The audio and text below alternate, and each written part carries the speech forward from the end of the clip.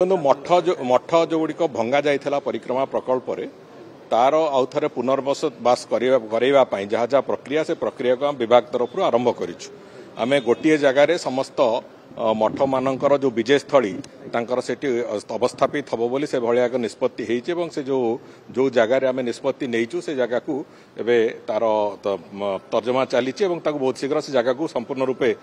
Clear करके encroachment free करके से जगार समस्त मठर विजय स्थली गोटे अंचल रहिले अंततः भक्त मैंने जी आसवे से जापर। द्वितीय कथा हम श्रीमंदिर जो सेवा से दौरान से सेवा दवा को भी देखो जगतगुरु शंकराचार्य मठर किसी समस्या बाबद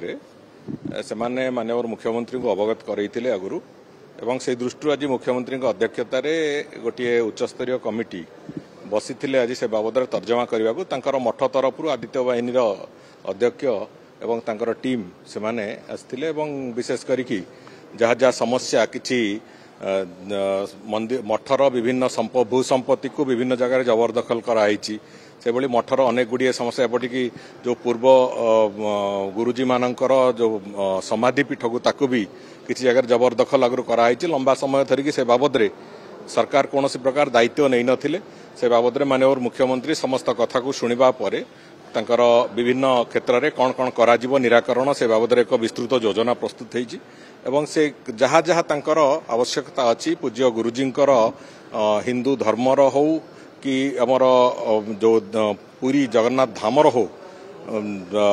जगतगुरुंकर उपस्थिति निश्चित भाव में एक आम समस्त एक अत्यंत पूजनीय कथा तेणुक आम से बाबद जहाँ जहाँ निष्पत्ति निया कथा ताकू माननीय मुख्यमंत्री निष्पत्ति नहीं विभाग मानक भी से अनुसार निर्देश देते से आधार रे जो जहाँ जहाँ तांकर थिला आवश्यकता जहाँ अपेक्षा थिला सरकार तार जमी शीघ्र पूरण हम से बाबद आम प्रक्रिया आरंभ करूँ। देखो मठ जो गुड़िक भंगा जाइथिला परिक्रमा प्रकल्प तार आउ थे पुनर्वास करने जहाँ जहाँ प्रक्रिया से प्रक्रिया को विभाग तरफ आरंभ करूँ। आम गोटे जगार समस्त मठ मानकर जो विजय स्थली सेठी अवस्थापित हम बोली से भाया एक निष्पत्ति होती से जो जगार आम निष्पत्ति नहींचु से जगह को एवं तार तर्जमा चली बहुत शीघ्र से जगह को संपूर्ण रूपे क्लियर करके एनक्रोचमेंट फ्री करके से जगार समस्त मठर विजय स्थली गोटे अंचल रहिले अंततः भक्त मैंने जी आसवे से जापर। द्वितीय कथा हम श्रीमंदिर जो सेवा से दौरान से सेवा दवा को भी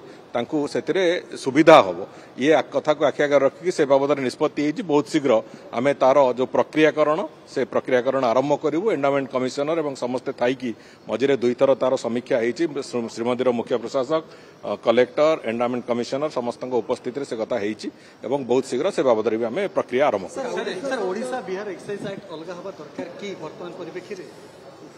ओडिशा बिहार एक्साइज एक्ट एबे जो एक्ट अच्छी आमर से एक्ट संपूर्ण रूपे ओडिशा सरकार एक्ट तेणुक से सामान्य परिवर्तन करिवार आवश्यकता अच्छी जते एनफोर्समेंट एवं प्रोसिक्यूशन एंगल रु से सामान्य अमेंडमेंट आवश्यकता अच्छी से बाबद तर्जमा चली बहुत शीघ्र से बाबद आम निष्पत्ति नब